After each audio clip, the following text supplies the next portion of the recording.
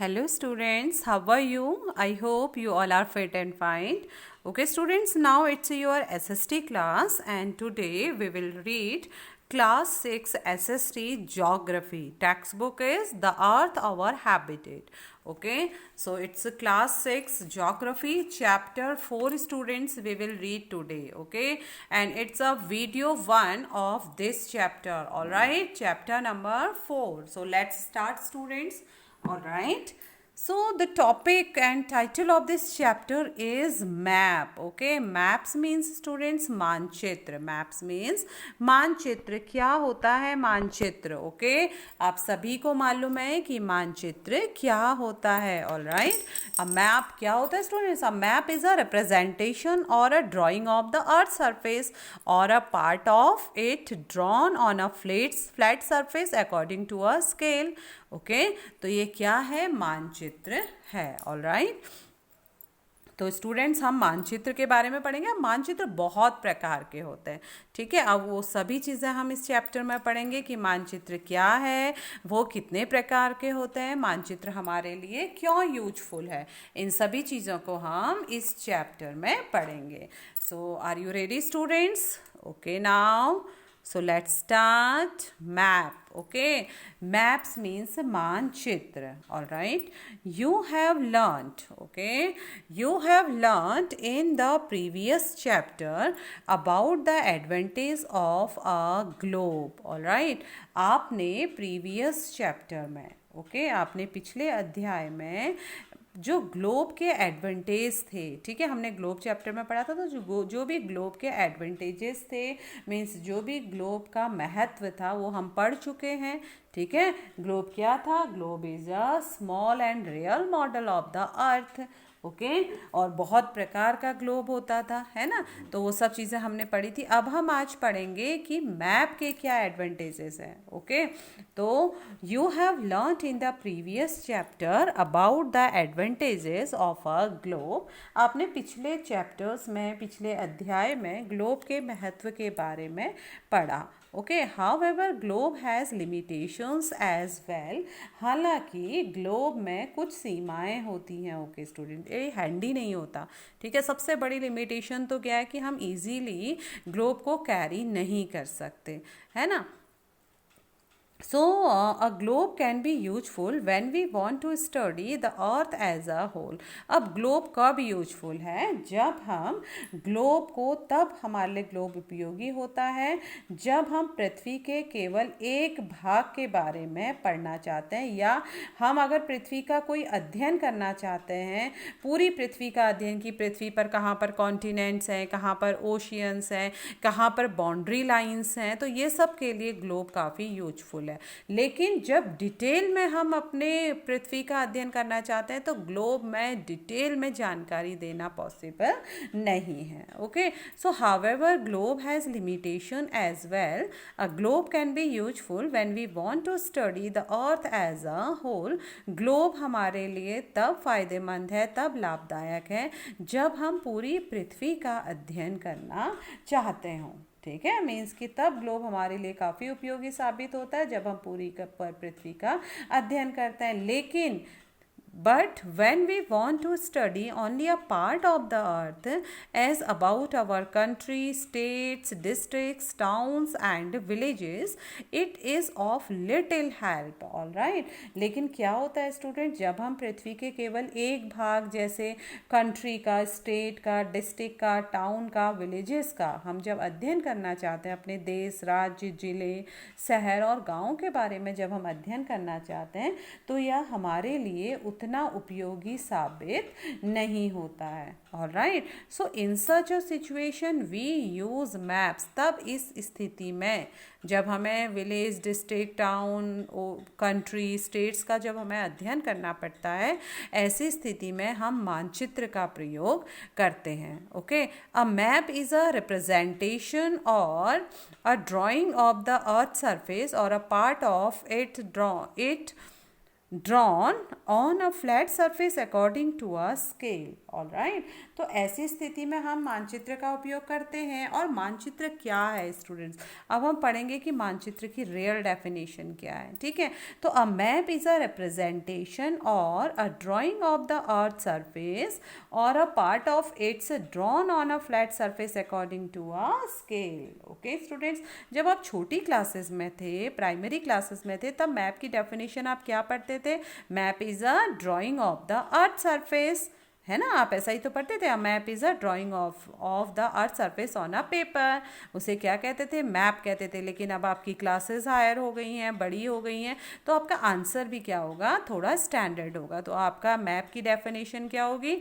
A map is a representation or a drawing of the earth surface or a part of it's drawn on a flat surface according to a scale. ठीक है, means कि मानचित्र पृथ्वी की सतह या इसके एक भाग का पैमाने के माध्यम से फ्लैट सरफेस पर, मीन्स कि चपटी सतह पर खींचा गया एक चित्र है। But it is impossible to flatten a round shape completely, लेकिन एक गोलाकार सतह को पूरी तरह से चपटा करना असंभव है, क्योंकि हमारी पृथ्वी क्या है? गोल है। तो अगर हम इसका पूरा मैप गोल करके बनाए तो इट्स इम्पॉसिबल। तब हमें इसकी स्टडी, पृथ्वी की आकृति और आकार को समझने के लिए हमें ग्लोब को ही देखना होगा। लेकिन अगर हम पृथ्वी के किसी एक भाग का अध्ययन करना चाहते हैं, एक भाग को हम ड्राइंग के माध्यम से अगर हम उसे क्लियर करना चाहते हैं, तो उसके लिए मैप क्या है? बहुत ही अच्छा है। ठीक है, तो मैप क्या है स्टूडेंट्स? मानचित्र क्या है? पृथ्वी की सतह या इसके एक भाग का पैमाने के माध्यम से फ्लैट सरफेस पर, चपटी सतह पर खींचा गया चित्र होता है। Okay, a map is a representations or a drawing of the earth surface or a part of it drawn on a flat surface according to a scale. All right, now we find that maps are useful to us for various purposes. One map shows a small area and a few facts. Okay, we find, हम पता लगाते हैं that maps are useful to us for various purposes, कि जो मानचित्र है वह हमारी विभिन्न purposes के लिए, हमारी विभिन्न ज़रूरतों के लिए आवश्यक है। One map shows a small area and a few facts. Okay, अब जो एक मानचित्र होता है स्टूडेंट्स, वह छोटे क्षेत्र को, ठीक है, वह एक छोटे क्षेत्र को एवं कुछ बातों को, कुछ तथ्यों को दर्शाता है। फ्यू फैक्ट्स, ठीक है, one map shows a small areas and a few facts. जो मानचित्र होता है हमारे एक छोटे से एरिया को, हमारे एक छोटे से क्षेत्र को और कुछ बातों को और तथ्यों को दर्शाता है। ठीक है, अनदर मैप, और जो दूसरा मानचित्र होता है, may contain as many facts as a big book. ठीक है, और जो दूसरे मानचित्र होते हैं उनमें एक बड़ी किताब की तरह तथ्य हो सकते हैं। When many maps are put together we get an atlas. Very important students, and I think all students you have seen atlas. ठीक है, व्हेन मैनी मैप्स, जब बहुत से मानचित्र एक साथ रखे जाते हैं, पुट टुगेदर, एक साथ उनको बाउंड कर दिया जाता है, एक साथ रखे जाते हैं, वी गेट एन एटलस, तब उसे हमें एटलस, हम उसे कहते हैं, वह एक एटलस बन जाती है। ठीक है, जब बहुत से मानचित्रों को एक साथ रख दिया जाता है तब एक एटलस बन जाती है। आप लोगों ने एटलस तो देखी होगी स्टूडेंट्स। एटलस क्या होती है? उसमें सभी मानचित्र, बहुत सारे मानचित्र एक साथ मिल जाते हैं, रखे जाते हैं।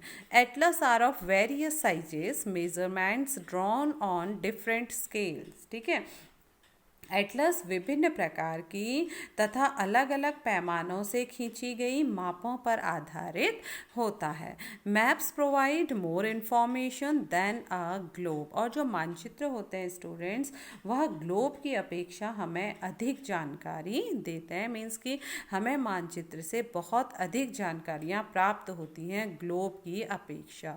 दे are of different types. Okay, और जो मानचित्र होते हैं वे विभिन्न प्रकार के होते हैं।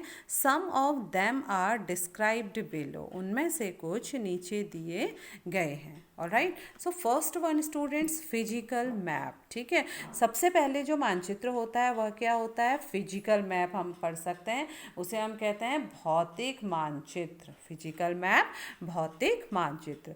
Map showing natural features of the earth such as mountains, plateaus, plains, rivers, oceans etcetera are called physical or relief maps. Okay, map showing natural features of the earth. जो फिजिकल मैप क्या होता है students? भौतिक मानचित्र।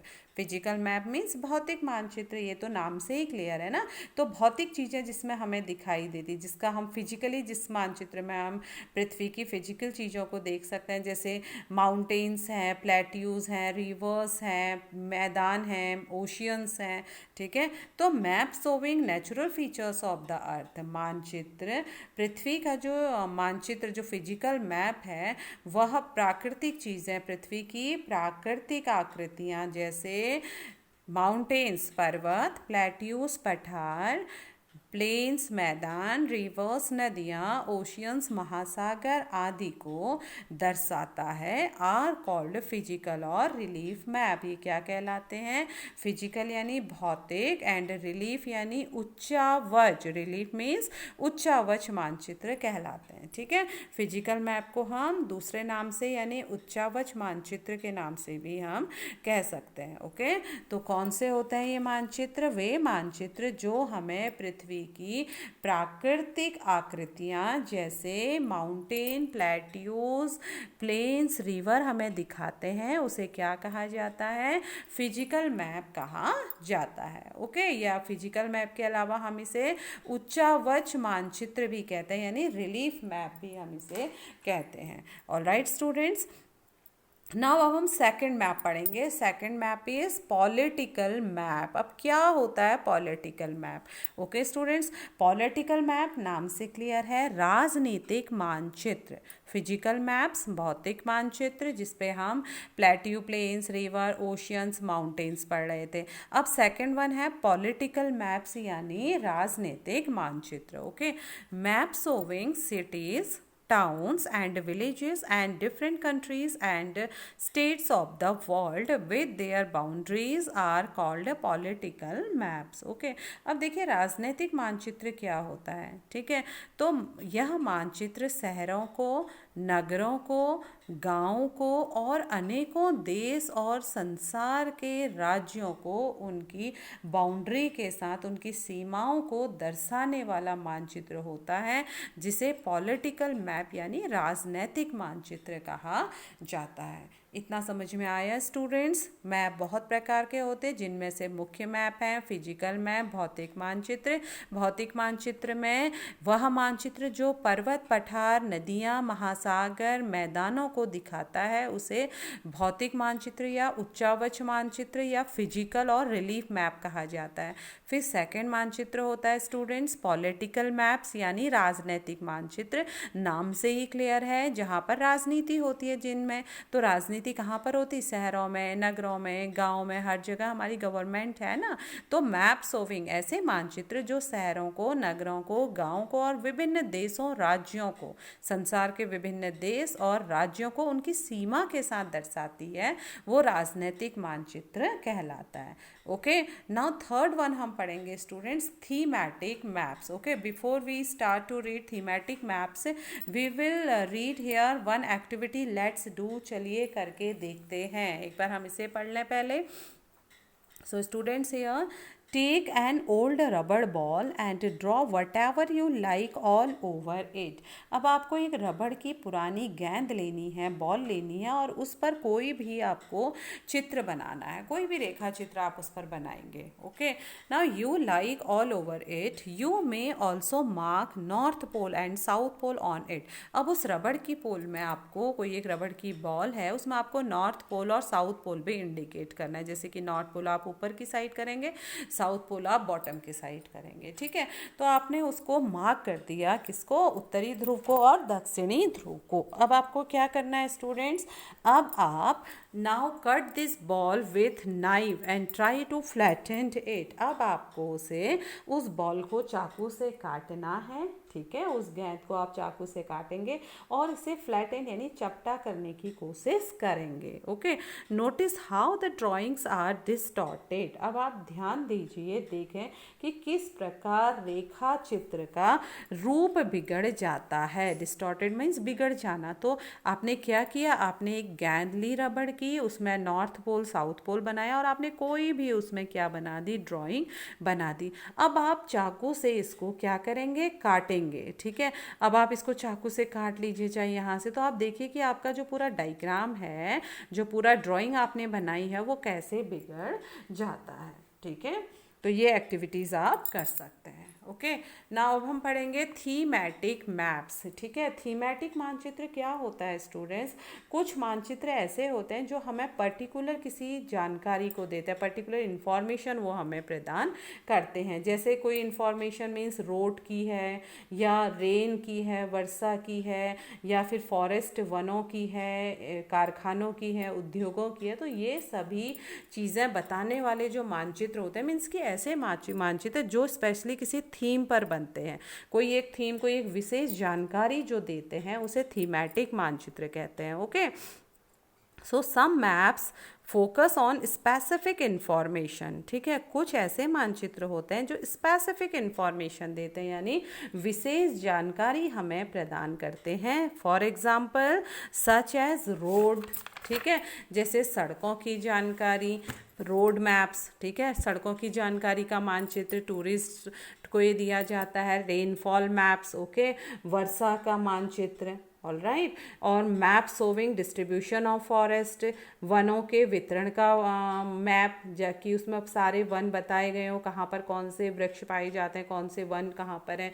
Industries, उद्योगों का मानचित्र आदि वितरण को दर्शाने के लिए जिन मानचित्रों का प्रयोग किया जाता है उसे थीमेटिक मैप यानी थीमेटिक मानचित्र, मतलब किसी थीम पर बेस्ड जो मानचित्र होते हैं, कहा जाता है। Okay, suitable titles are given on the basis of information provided in these maps. तो जो इस प्रकार के जो मानचित्र होते हैं वे विशेष रूप से कोई सूचना देते हैं। ठीक है, यानी इन मानचित्र में दी गई सूचना के आधार पर उनको क्या किया जाता है, उनको नाम दिया जाता है। जैसे कोई भी मानचित्र, अगर रेनफॉल का मानचित्र है तो रेनफॉल मैप्स आप कहेंगे, रोड मैप्स है तो आप रोड मैप्स कहेंगे। मीन्स कि जो उस मानचित्र में जानकारी है, सूचना है, उस मानचित्र का नाम भी उसी बेसिस पर देंगे, उसी आधार पर दिया जाता है। Alright, there are 3 components of maps. ठीक है, अब देखिए स्टूडेंट्स, कोई भी मानचित्र है उसके मुख्य 3 घटक होते हैं, 3 कंपोनेंट्स होते हैं। फर्स्ट वन कंपोनेंट्स है डिस्टेंस, दूरी। सेकंड वन डायरेक्शन, दिशा। एंड सिंबल मीन्स प्रतीक या चिन्ह। ठीक है, तो कोई भी अगर मानचित्र बनता है वो इन 3 चीज़ों से मिलकर जरूर बनता है। उसमें डिस्टेंस भी होती है, डायरेक्शन भी दी जाती है और उसके सिंबल भी, प्रतीक या चिन्ह भी उसमें दिए जाते हैं। ऑलराइट, तो अब हम पढ़ेंगे स्टूडेंट्स उसका मेन घटक जो है फर्स्ट डिस्टेंस, उसके बारे में कि मानचित्र में डिस्टेंस का मतलब क्या होता है, कैसे डिस्टेंस उसमें शो की जाती है। Okay, maps are drawings. मानचित्र एक आरेखण है, एक ड्राइंग है, एक चित्र है, एक आरेखण है।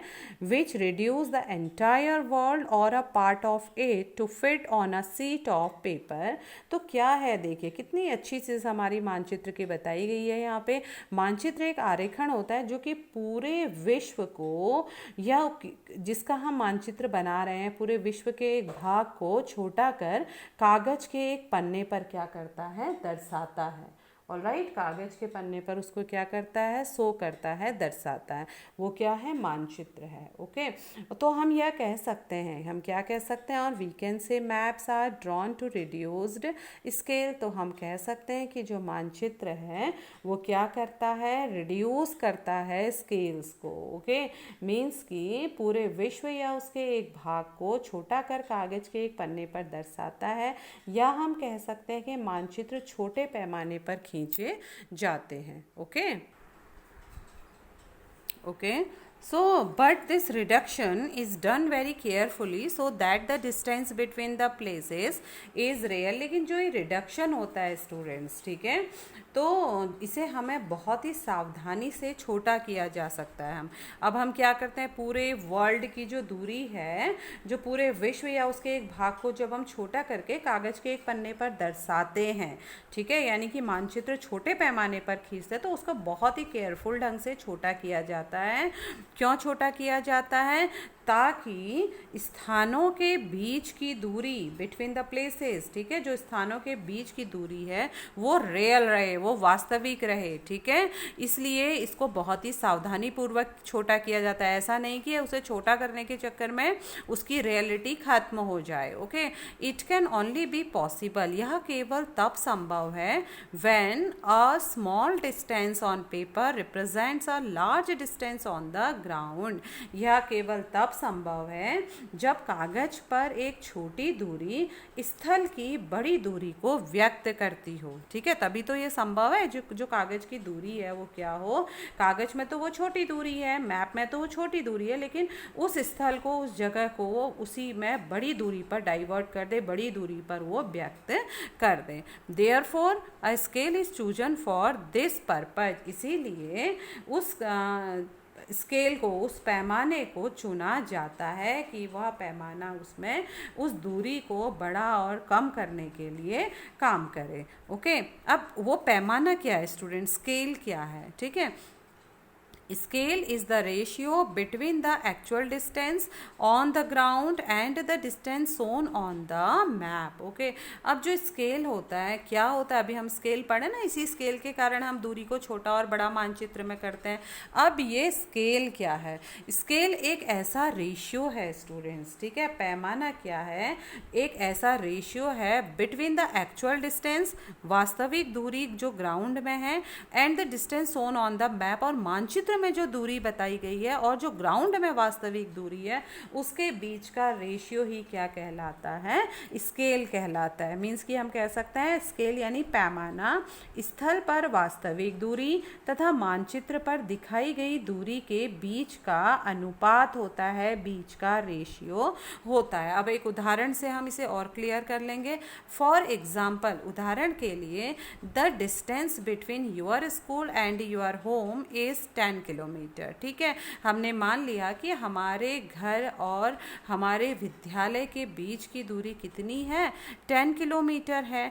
If you show this 10 kilometre, अगर आप इस 10 किलोमीटर को दिखाते हैं distance by 2 centimetre on a map, तो आप मानचित्र में 2 सेंटीमीटर की डिस्टेंस दिखाएंगे, तो इसका अर्थ है कि 1 सेंटीमीटर ऑन द मैप, मानचित्र में 1 centimetre will show 5 kilometre on the ground, ठीक है। अब हम मानचित्र में 10 किलोमीटर को कैसे बनाएंगे कि 2 सेंटीमीटर हमने मानचित्र को 10 किलोमीटर के इक्वल बना लिया, ठीक है, तो 1 सेंटीमीटर में कितना हो जाएगा, 5 किलोमीटर में हो जाएगा, 5 × 2 यानी 10 किलोमीटर ऑन द ग्राउंड वो शो करेगा। And the scale of your drawing will be 1 centimetre, ठीक है, और आपकी ड्राइंग में जो पैमाना है वो 1 सेंटीमीटर इजिकल टू 5 किलोमीटर होगा। दस scale is very important in any map, इसलिए इस प्रकार से जो पैमाना होता है वो किसी भी मानचित्र के लिए बहुत ही महत्वपूर्ण है। If you know the scale, यदि आप पैमाने को जानते हैं, you will be able to calculate the distance between any 2 places on a map, तो आप किसी भी मानचित्र में किसी भी 2 स्थानों की दूरी को आसानी से गणना कर सकते हैं, ठीक है। तो अगर मीन्स की पैमाना जो है वो किसी भी मानचित्र के लिए तो बहुत इंपॉर्टेंट होता है, और अगर आपको उस पैमाने की जानकारी है तो आप मानचित्र पर दिए गए किसी भी 2 स्थानों के बीच की दूरी का आसानी से पता लगा सकते हैं। Alright, now next paragraph, when large areas like continents, okay, or countries, all right, are to be shown on a paper, then we use a small scale. For example, 5 centimeter on the map shows 500 kilometer of the ground. It is called a small scale map. When large areas like continents, जब कोई बड़े बड़े जो areas होते हैं, ठीक है, जब कोई बड़े क्षेत्र होते हैं उनको जैसे महाद्वीप या फिर देश are to be shown on a paper, और उनको हमें कहाँ पर दिखाना होता है, पेपर में दिखाना होता है, कागज़ पर दिखाना होता है, तो तब हम उस समय then we use a small scale, तब हम छोटे पैमाने का उपयोग करते हैं, ठीक है। उदाहरण के लिए जैसे 5 मानचित्र पर अगर 5 सेंटीमीटर है और ग्राउंड के 500 किलोमीटर को दर्शाता है, तो इसके लिए हमें छोटे पैमाना वाला मानचित्र हम इस्तेमाल करते हैं, इसे छोटे पैमाने का मानचित्र कहते हैं, ठीक है। कि हमें स्थल के 500 किलोमीटर को हमें 5 सेंटीमीटर शो करना पड़ेगा, तो it means 1 centimetre is equal to 100 kilometre, so 5 centimetre is equal to 100 multiply 5 is equal to 500 kilometre. Alright, तो स्टूडेंट जब बड़े क्षेत्रफल वाले भागों जैसे महाद्वीपों या देशों को कागज पर दिखाना होता है, तो उस तब हम लोग छोटे पैमाने का उपयोग करते हैं। उदाहरण के लिए मानचित्र पर 5 सेंटीमीटर और ग्राउंड पर स्थल पर हम 500 किलोमीटर को दर्शाते हैं, तो इसको छोटे पैमाने वाला मानचित्र स्मॉल स्केल मैप कहा जाता है। अब इसी का अपोजिट क्या हो जाएगा, लार्ज स्केल मैप, ठीक है। So read, when a small area like your village or town is to be shown on paper, then we use a large scale, that is 5 centimeter on the map, shows 500 meters only on the ground. It is called a large scale map. Clear students, तो इसे हम बताएंगे कि जब कभी क्या होता है स्टूडेंट, देखो बड़े पैमाने वाला मानचित्र हम इसमें शो कर रहे हैं ना, तो जब हम एक छोटे क्षेत्रफल वाले भाग, ठीक है, जब हम एक छोटे क्षेत्रफल वाले भाग जैसे योर विलेज और टाउन, आपके गांव या शहर को अगर हमें किसी पेपर पर शो करना है, कागज पर शो करना है, तब हम क्या करेंगे, बड़े पैमाने का लार्ज स्केल मैप का हम यूज़ करेंगे, ठीक है। मैप में लार्ज स्केल बड़े पैमाने का यूज़ करेंगे, जैसे कि स्थल पर अगर 5 सेंटीमीटर है, ठीक है, अगर जैसे स्थल पर अगर हम 500 मीटर की दूरी को मानचित्र पर 5 सेंटीमीटर से दर्शाएंगे, मीन्स कि स्थल पर तो ग्राउंड पर तो 500 मीटर है, तो लेकिन हमें मानचित्र में उसे क्या बताना पड़ेगा, 5 सेंटीमीटर बनाना पड़ेगा, यानी 1 centimetre is equal to 100 metre. तो इस प्रकार के मानचित्र को बड़े पैमाने वाला मानचित्र कहा जाता है। Clear? Large scale maps give more information than small scale maps. Okay, तो जो large scale map होता है स्टूडेंट्स, बड़े पैमाने वाला जो मानचित्र होता है वो हमें अधिक जानकारी प्रदान करता है। किससे ज़्यादा अधिक जानकारी प्रदान करता है? छोटे मानचित्र पैमाने वाले मानचित्र से। ठीक है स्टूडेंट्स, तो इसको याद रखिए, जो लार्ज स्केल मैप होता है, बड़े पैमाने का जो मानचित्र होता है, ठीक है, मीन्स कि जो बड़े पैमाने का मानचित्र है वह हमें छोटे पैमाने के मानचित्र से अधिक जानकारी प्रदान करता है। ठीक है, so students, let's do again here one activity. Okay, so let's do, and after we get clear concept about it. Okay, so students, look at the figure 4.1. अब हमें 4.1 फिगर देखना है। So students, let's see figure 4.1. It's a map of a village. देखिए यहाँ पर एक गांव का मानचित्र दिखाया गया है, जिसमें community centre, shops, Vikas Sheela, Karim's house, orchard, well, school, trees, playground आदि जहाँ पर शो किए गए हैं। ओके, तो ये क्या है, एक विलेज का मानचित्र है। और स्टूडेंट्स, वेरी इंटरेस्टिंग हेयर, यहाँ पर अभी आपको स्केल क्लियर होने वाला है कि क्या स्केल होता है। यहाँ पर स्केल भी बताया गया है, 1 centimetre is equal to 10 metre, और जो डिवाइड किया गया है 50, 40, 30, 20, 10 मीटर्स में, ठीक है, अप टू 50 मीटर्स। तो यहाँ पर स्केल भी यूज की गई है, पैमाने का भी इस्तेमाल किया गया है। तो अब हम ये एक्टिविटी देखेंगे कि इसमें क्या करना है। Look at the figure 4.1, there is a scale. ठीक है, अभी हमने देखा 4.1 फिगर में यहाँ पर क्या है, एक स्केल है। Okay, there is a scale, it may be used for measuring distance between places. ठीक है, तो इसका इस्तेमाल क्या हो रहा है स्टूडेंट, स्थानों के बीच की दूरी को मापने में किया जा रहा है। फॉर एग्जाम्पल, उदाहरण के लिए, the distance between the well and the tree is 5 centimetre. So let's see this diagram student. students, the distance of the well, okay, distance between the well, it's a well student, distance between the well and the tree, between the well and the tree, it's a 5 centimeter. It means that the actual distance is 50 meter. Why we say 50 meter? Because 1 centimeter is equal to 10 meter, so 5 centimeter is equal to 50 meter, so the actual distance is 50 meters. Okay, तो ये किसका use है? Scale का use है. Now the distance between the PO to Karim's house is 12 centimetre. अब देखिए जो post office है POA, करीम के घर E के बीच की दूरी 12 सेंटीमीटर है. Okay, so now the distance between PO, where is PO post office? Here. Okay, between the PO distance to Karim house, and where is Karim house? Here. Okay, it's a Karim house E. Okay, तो यहाँ से post office से करीम के घर की दूरी 12 centimetre है. It means metres on the ground, but you cannot fly like a bird directly from E to A. Exactly. Okay, so you will have to walk on the road. Let us measure to total walking distance from E to C. Okay, from where? E, A, B, C, D, E to C. Okay, and then C to M, M to B, and B to A. Add all these distances. This will be the total walking distance from Kareem's house to the post office. So students, it's a very interesting activity you will do now. Okay, आप इसे करेंगे. But I will tell you how you will do. I will tell you some examples. एक example हमने दिया कि कैसे हमने एक कुएं और वृक्ष के बीच की दूरी 5 सेंटीमीटर थी, तो इसका जो वास्तविक मीन्स था 50 मीटर हो गया. क्यों 50 मीटर हुआ? क्योंकि 1 centimetre is equal to 10 metre. Okay, तो 5 centimetre is equal to 50 metre. तो ऐसे ही आप इनकी डिस्टेंस भी निकालेंगे. ठीक है, जैसे कि एक पोस्ट ऑफिस A एवं करीम के घर E के बीच की दूरी क्या है?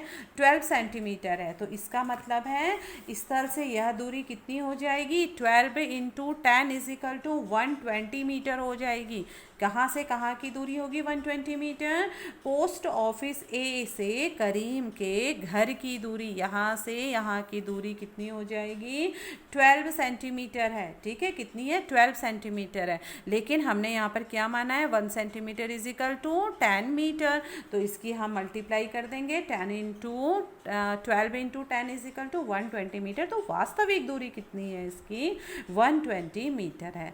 लेकिन आप एक पक्षी की तरह उड़कर सीधे E से A पर तो नहीं जा सकते, तो आपको सड़क पर चलना होगा. अब हम लोग पैदल तय की जाने वाली दूरी E से C, ओके, E से C की दूरी और M से B की दूरी और B से A की दूरी को मापते हैं. सभी दूरियों को जोड़ दें. यह करीम के घर से पोस्ट ऑफिस तक के दूरी को तय करेगी. ओके स्टूडेंट्स, तो ये एक्टिविटी है, इसको आप घर पे करिएगा. Alright, now next students we will read directions. Okay, अब हम पढ़ेंगे जो सेकंड फैक्टर है, सेकंड कंपोनेंट्स है मैप का. हमने कंपोनेंट्स के हमने मैप के 3 कंपोनेंट्स पढ़े. ठीक है, हमने क्या पढ़े थे? There are 3 components of map. तो डिस्टेंस हमने पढ़ ली, कैसे डिस्टेंस होती है, उसमें स्केल का क्या यूज़ होता है. और स्केल 2 प्रकार के होते हैं, स्मॉल स्केल होता है और लार्ज स्केल होता है. तो ये मानचित्र में जब यूज़ होते हैं, स्मॉल स्केल मैप होता है और लार्ज स्केल मैप यूज़ होता है. और एक बहुत इंपॉर्टेंट चीज़ की, large scale maps give more information than the small scale map. हमें ये जानकारी मिली दैट डिस्टेंस से कि जो बड़े पैमाने के मानचित्र होते हैं वो हमें ज़्यादा सूचना देते हैं, ज़्यादा जानकारी प्रदान करते हैं छोटे पैमानों के मानचित्र की अपेक्षा. Okay students, now we will read directions. अब हम डायरेक्शन के बारे में पढ़ेंगे. डायरेक्शन मीन्स दिशा. अब दिशा क्या होती है स्टूडेंट्स? ठीक है, जो कि एक कंपोनेंट्स है मैप का. Alright, most maps contain an arrow, okay, marked with the letter N at the upper right hand corner. all right, तो स्टूडेंट जैसे कि हमने देखा कि ज़्यादातर जो मानचित्र होते हैं उसमें ऊपर दाहिनी तरफ का तीर का निशान बना रहता है, जिसके ऊपर क्या लिखा रहता है? N लिखा रहता है. ठीक है, N मीन्स नॉर्थ, यानी U लिखा रहता है. This arrow shows the north direction. और यह एरो क्या कहलाता है? नॉर्थ डायरेक्शन कहलाता है. ऐसे डायरेक्शन में बना रहता रहता है ना, और यहाँ पर क्या लिखा रहता है, एन लिखा रहता है। So N at the upper right hand corner, और एन जो होता है वह तीर का निशान हमेशा कहाँ को दिखाता है, उत्तर दिशा को दिखाता है। एन का जो निशान है वो कहाँ को दिखाता है, उत्तर दिशा को दिखाता है। It is called the north line, तो यह क्या कहलाता है, नॉर्थ लाइन कहलाता है। ओके, यह क्या कहलाता है, उत्तरी रेखा कहलाता है। Alright, when you know the north, जब आप उत्तर को जानते हैं, उत्तर के बारे में जब आप जानते हैं तो आपको ऑटोमेटिकली बाकी दिशाएं आपको पता चल जाती हैं। You can find out other directions. तो अगर आपको नॉर्थ डायरेक्शन पता है तो आप उसके जस्ट अपोजिट साउथ डायरेक्शन आप पता लगा लेंगे, तो आपको सारी डायरेक्शंस वहाँ पर क्लियर हो जाएंगी। और साउथ के बाद ईस्ट, और ईस्ट के अपोजिट वेस्ट डायरेक्शन भी आपको पता चल जाएंगी। Okay, for example east, west and south there are 4 directions. ठीक है, उदाहरण के लिए स्टूडेंट दूसरी दिशाएं जैसे पूर्व, पश्चिम और दक्षिण के बारे में आप पता लगा सकते हैं। कब पता लगा सकते हैं, जब आपको नॉर्थ डायरेक्शन की जानकारी होती है। Okay, so there are 4 major directions. ठीक है, 4 मुख्य दिशाएं होती हैं, नॉर्थ, साउथ, ईस्ट और वेस्ट। ओके, मीन्स कि नॉर्थ उत्तर, साउथ दक्षिण, ईस्ट पूर्व और वेस्ट पश्चिम। And figure 4.2 you can see here cardinal directions, आपको कार्डिनल डायरेक्शंस भी अभी दिखाएंगे। ठीक है, ये क्या है, ईस्ट, वेस्ट, नॉर्थ, साउथ क्या है, हमारी कार्डिनल डायरेक्शंस हैं, यानी जिसे क्या कहा जाता है, प्रधान बिंदु कहा जाता है। ठीक है, अब इन दिशाओं के बीच में स्टूडेंट सब डायरेक्शंस भी होती हैं। ठीक है, जैसे क्या होती सब डायरेक्शन, उत्तर और पूर्व के बीच में क्या होगी, नॉर्थ ईस्ट। ठीक है, उत्तर पूर्व नॉर्थ ईस्ट, और ऐसे ईस्ट और साउथ के बीच में साउथ ईस्ट, वेस्ट और साउथ के बीच में साउथ वेस्ट, और नॉर्थ और वेस्ट के बीच में नॉर्थ वेस्ट। ये क्या कहलाती हैं, ये सब डायरेक्शंस कहलाती हैं। ठीक है, इंटरमीडिएट डायरेक्शन या सब डायरेक्शंस को कहा जाता है। तो देयर आर 4 मेजर डायरेक्शन, 4 मुख्य दिशाएं होती हैं। कौन कौन सी होती हैं 4 मुख्य दिशाएं, north, south, east and west. Okay, उत्तर, दक्षिण, पूरब और पश्चिम। Figure 4.2 A, they are called cardinal points, ये क्या कहलाते हैं, प्रधान दिग्बिंदु कहलाते हैं। ठीक है, अदर 4 इंटरमीडिएट डायरेक्शन, और अन्य 4 इनके बीच की दिशाएं कौन सी होती हैं, आप देख सकते हैं फिगर में students, north east, south west, north west. ठीक है, तो ये क्या है, इंटरमीडिएट डायरेक्शंस हैं, जो कि नॉर्थ ईस्ट यानी उत्तर पूर्व, साउथ ईस्ट दक्षिण पूर्व, साउथ वेस्ट दक्षिण पश्चिम एंड नॉर्थ वेस्ट उत्तर पश्चिम होती हैं। कौन सी होती है, intermediate directions. We can locate any place more accurately with the help of these intermediate directions. Okay, तो इन बीच वाली दिशाओं की मदद से किसी भी स्थान की सही स्थिति का पता लगाया जा सकता है। Find out the following directions from the figure 4.1। ठीक है, अब हम स्टूडेंट्स 4.1 से कुछ डायरेक्शंस का पता लगा सकते हैं। इसका पता आपको लगाइए। चलिए, अब क्या लगाना है, the directions of the community centre. ठीक है, जो कम्युनिटी सेंटर था, सामुदायिक केंद्र थे, वहाँ से विकास के घर से सामुदायिक केंद्र तक की और खेल के मैदान की कौन सी दिशा थी, आप यहाँ पर निकालेंगे। कार्डिनल पॉइंट से आप निकालेंगे कहाँ पर कौन सी दिशा थी। ठीक है, उसके बाद आपको निकालना है स्टूडेंट्स, ये आपका एक्टिविटी वर्क है, be the direction of school from shops. Okay, तो स्कूल से डायरेक्शंस ऑफ स्कूल, स्कूल दुकान से स्कूल की दिशा। ठीक है, आपको क्या निकालना है, दुकानों से विद्यालय की दिशा। अब ये शॉप्स हैं, ठीक है, ये दुकान है, और ये क्या है, विद्यालय है। तो दुकान से विद्यालय की कौन सी डायरेक्शन होगी, तो आप यहाँ पर कार्डिनल डायरेक्शन बना देंगे। तो ऐसे आप क्लियरली आप इन दिशाओं के बारे में निकाल सकते हैं। तो ये आपकी एक्टिविटी है, आप इसको निकालने की कोशिश करिए। ओके, और आप फिर आप अपनी बुक पे अभी मेंशन कर सकते हैं लिख के। ठीक है, तो अभी आप पहले पढ़ेंगे, we can find out the direction of a place with the help of compass. Okay, तो स्टूडेंट्स कंपास की मदद से आप यहाँ पर फिगर देख सकते हैं, figure 4.2 B, it is a compass. ठीक है, कंपास को क्या कहा जाता है स्टूडेंट्स, दिक सूचक यंत्र कहा जाता है। क्या होता है कंपास, मीन्स दिक सूचक। ओके, तो we can find out the directions of a place with the help of a compass. हम दिक सूचक की सहायता से किसी स्थान की दिशा का पता लगा सकते हैं, ठीक है, क्योंकि इसमें हमेशा नॉर्थ डायरेक्शन दी जाती है। Okay, it is an instruments ये क्या है? इट इज़ एन इंस्ट्रूमेंट, यह एक ऐसा यंत्र है used to find out main direction, जिसकी सहायता से हम मुख्य दिशाओं का, मेन डायरेक्शन का पता लगाया जाता है। कैसे? इसमें एक मैग्नेटिक निडल होती है स्टूडेंट्स कंपास में। Okay, it's a magnetic needle always points towards north south direction. इसकी जो मैग्नेटिक निडल होती है, ओके, इसकी क्या होती है? जो चुंबकीय सुई, मैग्नेटिक निडल मीन्स चुंबकीय जो सुई होती है उसकी दिशा हमेशा, ठीक है, कहाँ पर होती है? नॉर्थ साउथ डायरेक्शन में होती है, ठीक है। आप देख सकते हैं ये कंपास है, इसमें रेड कलर का जो इंडिकेट किया गया है इसकी मैग्नेटिक निडल में, एन मीन्स नॉर्थ होता है एंड एस मीन्स साउथ। तो नॉर्थ के जस्ट अपोजिट वाली डायरेक्शन ऑब्वियसली कौन सी होती है? साउथ होती है, ठीक है। तो हम इस कंपास से कहीं भी, किसी भी स्थान पर हम इसका डायरेक्शन के लिए इसका इस्तेमाल करते हैं। इसका जो दिक सूचक है स्टूडेंट, जो कंपास है, इसका सबसे ज़्यादा यूज़ कहाँ पर होता है?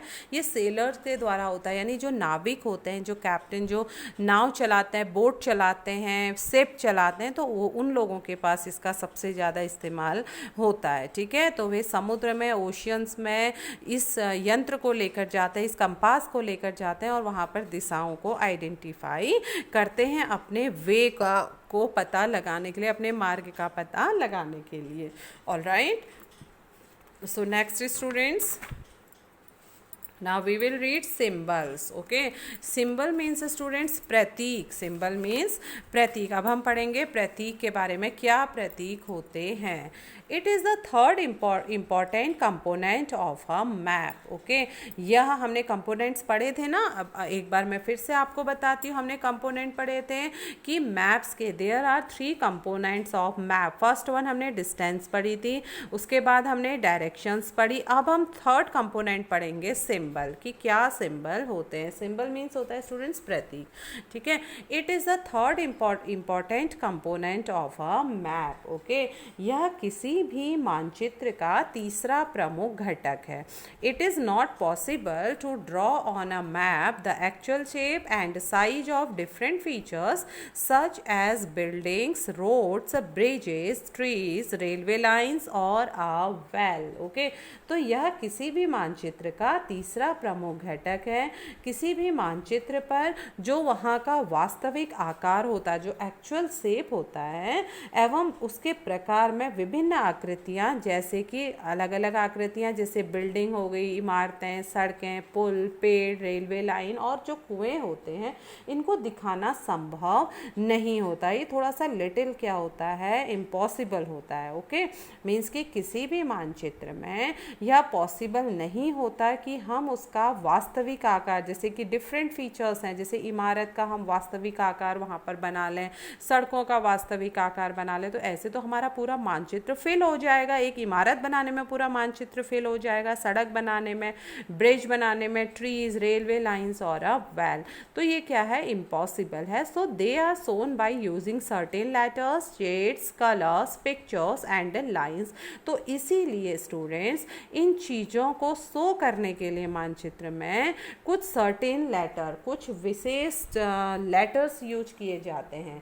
ओके, कुछ निश्चित अक्षर यूज किए जाते हैं, शेड्स, छायाएं यूज की जाती हैं, कलर्स, रंगों का इस्तेमाल किया जाता है, चित्रों का इस्तेमाल किया जाता है, और कुछ रेखाओं का भी उपयोग करके इन चित्रों को दर्शाया जाता है। किन चित्रों को? भवन, सड़क, पुल, वृक्ष, रेल की पटरी, कुएं और भी चीज़ें, ठीक है। तो इसीलिए सिंबल बनाए जाते हैं। These symbols give a lot of information in a limited space. तो जो ये सिंबल होते हैं स्टूडेंट्स, जो ये प्रतीक होते हैं, यह उसके बारे में हमें बहुत सी जानकारी देते हैं। ओके जो ये सिंबल होते हैं ये हमें बहुत सी जानकारी प्रदान करते हैं, किसी निश्चित अक्षर के रूप में करते हैं, शेड्स रंगों के रूप में कर लेते हैं, ठीक है, वर्ण के रूप में, रेखाओं के रूप में, चित्रों के रूप में ये प्रयोग करते हैं। अभी हम यहाँ पर इस फिगर में ये सारे डिफरेंट टाइप के सिंबल हम देखेंगे। Okay These symbol give a lot of information in a limited space. Okay, तो जो ये symbols होते हैं, जो ये प्रतीक होते हैं, ये कम स्थान में अधिक जानकारी प्रदान करते हैं। With the use of these symbols, maps can be drawn easily and are simple to read. With the use of these symbols, तो इन प्रतीकों का कम स्थान में अधिक जानकारी प्रदान करने के लिए जब हम इन प्रतीकों के इस्तेमाल करते हैं मानचित्र में, maps can be drawn easily, तो आसानी से मानचित्र में इनको बनाया जाता है, and are simple to read, और इसको पढ़ना भी बहुत आसान होता है। मीन्स कि इन प्रतीकों के इस्तेमाल के द्वारा मानचित्र को आसानी से खींचा जा सकता है और इनको पढ़ना और इनका अध्ययन करना भी बहुत आसान हो जाता है। Alright, even if you don't know the language of an area and therefore can not ask someone for directions, you can collect information from maps with the help of these symbols. Very nice and very real, students. Even if you don't know the language of an area, means कि आपके पास अगर कोई map है और आपको उस क्षेत्र की, उस स्थान की लैंग्वेज नहीं आती, सपोज आप नॉर्थ इंडियंस हैं ना, हम लोग सबके हैं नॉर्थ इंडियंस हैं, और अगर हम साउथ इंडिया में जाते हैं और हमें वहाँ की लैंग्वेज मालूम नहीं है, ठीक है, हमें साउथ इंडियन लैंग्वेज लिखनी भी नहीं आती, पढ़नी भी नहीं आती, बोलनी भी नहीं आती, तो हम उस कंडीशन में क्या करते हैं, अगर हमारे पास ये मैप है और सिंबल्स दिए गए हैं तो हम इस सिंबल से आसानी से उस मैप को पढ़ सकते हैं, उस स्थान की जानकारी प्राप्त कर सकते हैं। ओके, मीन्स कि अगर आपको उस क्षेत्र की या किसी क्षेत्र की भाषा आपको नहीं आती, उस क्षेत्र की भाषा को आप नहीं जानते, तो आप किसी से दिशाओं के बारे में नहीं पूछ सकते, तो आप इन चिन्हों की सहायता से, इन सिंबल्स की सहायता से मानचित्र से जानकारी आसानी से प्राप्त कर सकते हैं। Maps have a universal language that can be understood by all, क्योंकि जो मैप की जो लैंग्वेज होती है स्टूडेंट्स, मानचित्र की जो विश्वव्यापी यूनिवर्सल, जो विश्वव्यापी भाषा होती है, उसे सभी आसानी से समझ सकते हैं और हर जगह पर वही भाषा इस्तेमाल की जाती है। ऐसा नहीं कि आप कहीं साउथ की भाषा आप वहाँ पर मैप में देखेंगे, मैप की जो लैंग्वेज है वो यूनिवर्सल लैंग्वेज है। आप पूरे विश्व के किसी भी कोने पर जाएंगे तो आपको जो मैप की लैंग्वेज है वो हर जगह पर सेम ही दिखाई देगी, तो उससे आपको प्रॉब्लम्स नहीं होगी। कहीं पर आपको अगर वहाँ की लोकल लैंग्वेज नहीं आती है, वहाँ की क्षेत्र की भाषा अगर आपको नहीं आती, तो फिर भी आप सिंबल के अकॉर्डिंग मैप को आसानी से पढ़ सकते हैं। ओके, तो जैसे कि हमने बताया जो मैप की भाषा होती है वो यूनिवर्सल लैंग्वेज होती है, ठीक है। यूनिवर्सल लैंग्वेज मीन्स सार्वभौमिक भाषा वो होती है, विश्वव्यापी भाषा होती है, जिसे आप that can be understood by all, जिसे हर कोई आसानी से समझ सकता है। There is an international agreement regarding the use of these symbols. Okay, अब देखिए इसके बीच में इंटरनेशनल एग्रीमेंट है। ऑलराइट, मीन्स कि इन प्रतीकों के उपयोग के संबंध में जितने भी ये सिंबल अभी हम देखेंगे, हमने देखे हुए हैं, तो जितने भी ये सिंबल हैं इसमें एक अंतर्राष्ट्रीय इंटरनेशनल एग्रीमेंट है, अंतर्राष्ट्रीय सहमति है। मीन्स कि इसको पूरे विश्व में प्रत्येक देश ने, प्रत्येक राज्य ने इसको ओके किया है कि हाँ इस भाषा का ही मैप में यूज किया जाएगा, ठीक है। तो ये क्या है, ये सभी प्रतीकों के उपयोग के संबंध में एक इंटरनेशनल एग्रीमेंट है, एक अंतर्राष्ट्रीय सहमति है। Okay, These are called conventional symbols, और ये क्या कहलाते हैं, conventional symbols यानी रूढ़ प्रतीक कहलाते हैं, ठीक है। ये symbols क्या भी कहलाते हैं, ये रूढ़ प्रतीक symbols कहलाते हैं।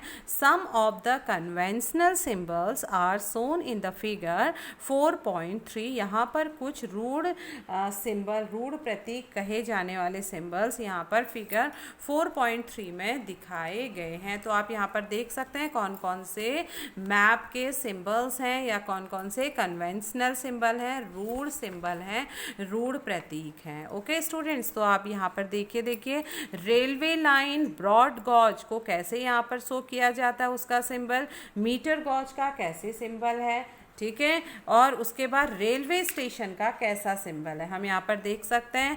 ब्रॉड गॉज मीन्स होता है रेलवे लाइन की जो बड़ी लाइन होती है जहाँ से बहुत सारी ट्रेनें एक साथ निकलती हैं, उसका सिंबल ऐसा होता है। अगर आपके पास मैप है या वहाँ पर कहीं पर सड़कों में अगर ऐसा निशान है तो वहाँ पर इसका मीन्स है कि यहाँ पर रेलवे लाइन है जो कि ब्रॉड गॉज है, ठीक है, ब्रॉड गॉज मीन्स बड़ी लाइन है।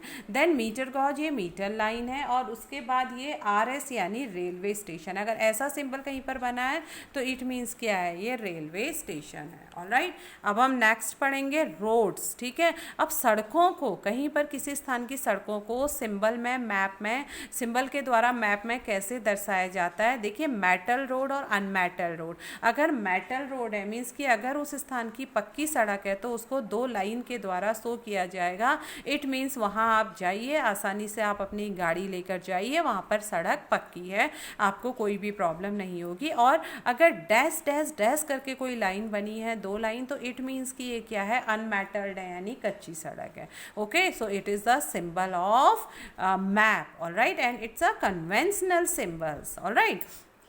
अब अगर बाउंड्री, यहाँ पर कुछ बहुत दिए गए हैं, ऐसे ही बहुत सारे वर्ड्स हैं, बहुत सारी चीज़ें हैं जिसको सिंबल के द्वारा मैप में दिखाया जाता है। यहाँ पर कुछ सेलेक्टेड आपको एग्जांपल के रूप में बताया जा रहा है। अब देखिए बाउंड्री क्या दिखा रहे हैं यहाँ पे, है ना, बाउंड्री कहाँ पर, इंटरनेशनल बाउंड्री कहाँ पर है, स्टेट बाउंड्री कैसे शो करी जाती है, डिस्ट्रिक्ट कैसे जाती है। Dark dash and point, it is a international boundary sign, boundary symbol, and light dash and small point, it is represent of state boundary, and single line, single dash line, it represent a district boundary। ये क्या है, जिले की सीमा है, ये राज्य की सीमा और ये अंतर्राष्ट्रीय सीमा है। ऐसी टेम्पल, चर्च, मॉस्क एंड छतरी, ठीक है, मंदिर, गिरजाघर, मस्जिद और छतरी को इन सिंबल्स के द्वारा शो किया जाता है। Post office, post and telegraph office, police station, PO, PTO, PS के द्वारा शो किया जाता है। अगर कहीं पर PS लिखा गया it means it's a police station, PO लिखा गया है तो पोस्ट ऑफिस, एंड PTO लिखा गया है तो पोस्ट एंड टेलीग्राफ ऑफिस। ऐसी सेटलमेंट यानी बस्ती, अगर कहीं पर ऐसे साइन किया गया है तो गाड़ी धीरे चलाइए, ठीक है, आपको आगे बस्ती मिलेगी। एंड ग्रेवयार्ड मीन्स कब्रिस्तान, अगर कहीं पर ऐसे शो किया गया है कि इट मीन्स यहाँ पर आगे क्या है, कब्रिस्तान है। ऐसी ट्रीज को ग्रीन कलर के स्मॉल ट्री शेप बनाया जाता है, इट मीन्स यहाँ पर आगे पेड़ है, और ऐसे ग्रास को यहाँ पर ऐसे शो किया जाता है। Okay, now next paragraph students, अभी हमने पढ़ा कन्वेंशनल सिंबल के बारे में यानी रूढ़ चिन्ह। अब हम पढ़ेंगे कैसे कलर्स मैप में यूज़ किए जाते हैं। Various colours are used for the same purpose, विभिन्न प्रकार के जो रंग होते हैं वे किसी निश्चित उद्देश्य के लिए इस्तेमाल किए जाते हैं। मीन्स कि विभिन्न रंगों का उपयोग कहाँ पर किया जाता है, इसी उद्देश्य से किया जाता है। फॉर एग्जाम्पल, उदाहरण के लिए, generally blue is used for sowing water bodies, सामान्यतः तो आप सभी जानते हैं कि नीले रंग का इस्तेमाल पानी के क्षेत्र के लिए किया जाता है, जलाशय के लिए किया जाता है। ब्राउन फॉर माउंटेन, भूरे रंग का इस्तेमाल पर्वतों के लिए किया जाता है। येलो फॉर प्लेट्यू, पठारों के लिए पीला रंग, and green is used for plains, और मैदानों के लिए हरे रंग का इस्तेमाल किया जाता है। ओके, ये हमने प्रीवियस क्लासेस में भी पढ़ा था, 5th क्लास में भी हमने आपको बताया था। तो अब हम नेक्स्ट पढ़ेंगे स्टूडेंट स्केच। स्केच क्या होता है, ठीक है, स्केच मीन्स होता है रेखा चित्र, ठीक है। रेखा चित्र क्या होता है students, a sketch is a drawing mainly based on memory and spot observation and not to scale. Sometime a rough drawing is required of an area to tell where a particular place is located with respect to other places. अब sketch क्या होता है, रेखा चित्र। अब रेखा चित्र क्या है, ये एक ड्राइंग है, ये एक ऐसा आरेखन है जो मेनली बेस्ड होता है मेमोरी पर, यानी ये पैमाने पर आधारित न होकर याददाश्त पर, मेमोरी पर एंड स्पॉट ऑब्जर्वेशन यानी उस स्थान के प्रेक्षण पर, अवलोकन पर आधारित होता है। नॉट टू स्केल, यहाँ पर कोई एग्जैक्ट पैमाना इस्तेमाल नहीं किया जाता, ये हमारा मेमोरी बेस्ड होता है एंड स्पॉट ऑब्जर्वेशन बेस्ड होता है। Sometimes a rough drawing is required of an area to tell where a particular place is located with respect to other places. Sometimes, कभी कभी एक जो रफ ड्राइंग होती है किसी क्षेत्र का, एक जो कच्चा आरेखन होता है, मीन्स की एक रफ ड्राइंग होती है, उसकी आवश्यकता वहाँ के एक स्थान को दूसरे स्थान के सापेक्ष दिखाने के लिए की जाती है। मीन्स एक स्थान के बदले, एक स्थान की सहायता से दूसरे स्थान पर उसकी ड्राइंग की जाती है। Suppose you want to go to your friend's house, देखिए अब बहुत अच्छा एग्जाम्पल है जिससे आपको स्केच की डेफिनेशन क्लियर हो जाएगी। Suppose you want to go to your friend's house, मान लीजिए कि आप अपने मित्र के घर जाना चाहते हैं, okay, but you don't know the way, लेकिन आपको मार्ग की, उसके रास्ते की जानकारी नहीं है। Your friend may make a rough drawing to show the way to his house, उस समय आपका कोई दोस्त अपने घर, उस घर के रास्ते को बताने के लिए, अपने घर के रास्ते को बताने के लिए एक कच्चा आरेखन, एक रफ ड्राइंग बना देता है कि आप यहाँ से यहाँ जाइए, फिर लेफ्ट हो जाइए, वहाँ पर एक ट्री मिलेगा, वहाँ से आप राइट होकर स्ट्रेट चले जाइए। तो इस टाइप का आपको वो एक क्या बना देगा, रफ ड्राइंग बना देगा, ओके, विदाउट स्केल, बिना पैमाने के, and is called a sketch map, इसीलिए यह रेखा चित्र मानचित्र कहलाता है। रेखा चित्र मानचित्र ये कहलाएगा, यानी कि ये क्या कहलाएगा, स्केच मैप कहलाएगा, ठीक है। तो अगेन ये कैसा होता है, सपोज अगर आपका मित्र अपने घर के रास्ते को बताने के लिए एक कच्चा आरेखन बना सकता है, एक रफ ड्राइंग बना सकता है, तो इस प्रकार की जो रफ ड्राइंग होती है, जो बिना स्केल की, बिना पैमाने की सहायता से खींची जाती है, इसको स्केच मैप कहा जाता है। Alright, now next, plan. Students, plan means होता है खाका। जैसे हम कहते हैं ना, कहीं का प्लान बनाते हैं, हम अपने घर को बनाने से पहले भी अपने हाउस प्लान बनाते हैं, अपने घर का प्लान बनाते हैं, या कोई बिल्डिंग बनाने से पहले हम उसका प्लान बनाते हैं, ओके। तो प्लान मीन्स होता है खाका। A plan is a drawing of small area on a large scale, ठीक है। प्लान क्या है, एक ड्राइंग है, एक चित्र है, एक रेखा चित्र है, जिसको small of A small area, एक छोटे क्षेत्र का एक चित्र है, एक आरेखन है, ऑन अ लार्ज स्केल, जिसे बड़े पैमाने पर खींचा जाता है। मीन्स कि एक छोटे क्षेत्र का बड़े पैमाने पर खींचा गया रेखा चित्र प्लान या खाका कहलाता है, okay. But there are certain things which, okay, a large scale map gives lot of information, okay. अब जो एक बड़े पैमाने का जो मानचित्र होता है, हमने पहले भी पढ़ा था, वो हमें बहुत सी इंफॉर्मेशन, जानकारी देता है, okay. But there are certain things, लेकिन कुछ ऐसी निश्चित चीज़ें होती हैं which we may sometime want to know, जिसको कि हम कभी कभी जानना चाहते हैं। होता है ना, एक बड़े पैमाने वाला चित्र हमें बहुत सी जानकारियाँ देता है, लेकिन कुछ ऐसी चीज़ें भी होती हैं जिन्हें हम कभी कभी जानना चाहते हैं। जैसे students, for example, the length and breadth of a room, यानी लेंथ मीन्स लंबाई, ब्रेथ मीन्स चौड़ाई। जैसे हम कभी किसी कमरे की लंबाई और चौड़ाई जानना चाहते हैं, जिसे कि which can't be shown in a map, जिसे मानचित्र में नहीं दिखाया जा सकता। एट दैट टाइम, उसी समय, we can refer drawings drawn to scale called a plan. We can refer, उस समय हम लोग बड़े पैमाने वाला एक रेखा चित्र खींच सकते हैं, जिसे क्या कहा जाता है, प्लान कहा जाता है, खाका कहा जाता है, ओके स्टूडेंट्स। तो क्या होता है, देखिए खाका क्या है, खाका एक छोटे क्षेत्र का बड़े पैमाने पर खींचा गया रेखा चित्र है, जिसे खाका कहते हैं। और एक बड़े पैमाने वाले मानचित्र से हमें बहुत सी जानकारियां प्राप्त होती हैं, लेकिन कुछ ऐसी चीज़ें होती हैं जिसे हम कभी कभी जानना चाहते हैं, जैसे किसी कमरे की लंबाई और चौड़ाई, ठीक है, और लेकिन हम उसे नॉर्मली मानचित्र में नहीं दिखाते। उस समय हम लोग बड़े पैमाने वाला एक रेखा चित्र खींच सकते हैं, जिसे हम खाका कहते हैं, okay. And here students, now look at the figure 4.4। हम यहाँ पर फिगर 4.4 देखेंगे। हम देख सकते हैं ऊपर फिगर 4.4 एंड फाइंड आउट। अब आपको पता लगाना है in which direction is the river flowing. ठीक है, ये देखिए रिवर फ्लो हो रही है ना, तो किस डायरेक्शन में रिवर फ्लो हो रही है। मैं आपको एग्जांपल दूंगी। रिवर कहाँ को फ्लो हो रही है, साउथ डायरेक्शन को फ्लो हो रही है, नीचे को फ्लो हो रही है ना।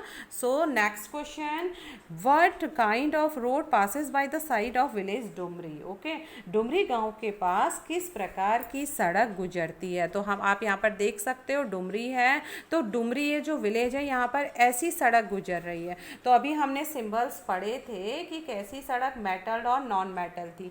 ठीक है, तो हम यहाँ पर से हम देख सकते हैं कि नॉन मेटल रोड है कि मेटल रोड है। तो अब हमने यहाँ पर देखा डुमरी गांव के पास कैसी रोड है, मेटल रोड है, तो हम लिख सकते हैं यहाँ पर मेटल रोड है।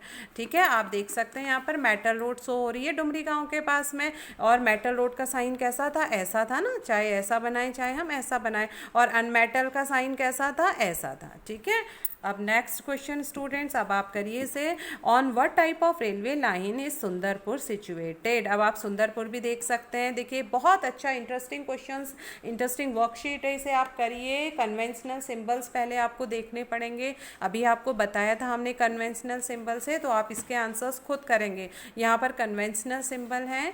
ठीक है, अब थर्ड क्वेश्चन है कि railway line Sundarpur on what type, कैसी रेलवे लाइन है इस सुंदर सिचुएटेड, मीन्स कि रेलवे पुल किस प्रकार की रेलवे लाइन के पास सुंदरपुर स्थित है। Now fourth one, on which side of the railway bridge is the police station situated. Okay, means कि रेलवे पुल किस तरफ पुलिस स्टेशन स्थित है, रेलवे पुल के किस तरफ। ठीक है, रेलवे पुल के किस तरफ पुलिस स्टेशन स्थित है, आपको वो भी देखना है। उसका आंसर भी आप लिखेंगे बुक में। Now fifth one, on which side of the railway line do the following line. Okay, तो निम्नलिखित स्थान रेलवे लाइन के किस तरफ स्थित है। फर्स्ट वन छतरी, सेकेंड बी चर्च गिरजाघर, सी पॉन्ड तालाब, डी मॉस्क मस्जिद, ई रिवर नदी, F post and telegraph office, G graveyard. तो ये सारी चीज़ों के सिंबल स्टूडेंट्स हमने आपको कन्वेंशनल सिंबल में बताए थे। आप इसको एक बार रीड करिए, रिवाइज करिए, लर्न करिए कि ये कौन से कन्वेंशनल सिंबल हैं। उसके बाद आपको इस एक्टिविटी जो क्वेश्चंस आपके बेस्ड हैं, इसके आंसर्स आप आसानी से ढूंढ सकते हैं। ऑलराइट स्टूडेंट्स, तो now students, now this chapter is closed. Okay, chapter is finished now. So today's class is over. Tomorrow I will be back with new chapters. Okay, so till then revise, read carefully students, revise all your work.